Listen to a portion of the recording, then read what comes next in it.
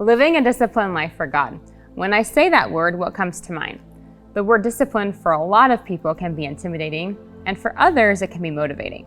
The definition of discipline is the quality of being able to behave and work in a controlled way, which involves obeying rules or standards.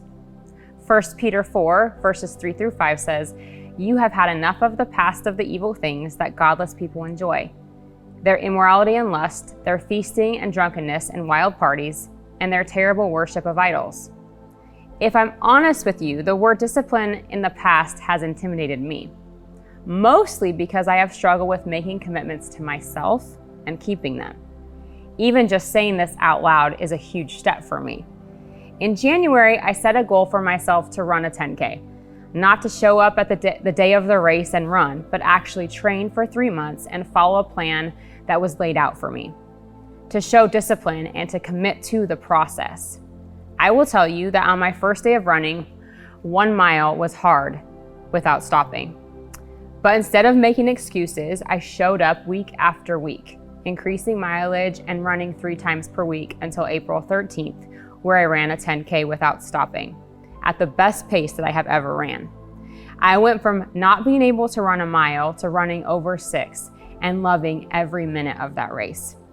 I was not a runner 5 months ago, but I now consider myself a runner, and it has transformed how I feel about myself.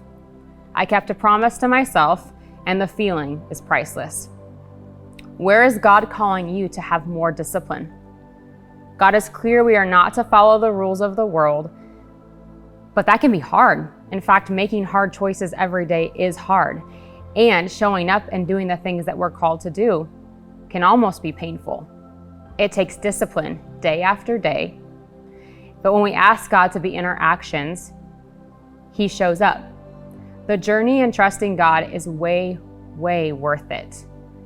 So where in your life do you need more discipline? Is it your finances? Is it time with your family? Is it reading God's word? Write it down, set a plan, meet with someone that is wiser than you, and take those steps needed. It can be hard and sometimes even painful, but His plan is so worth it.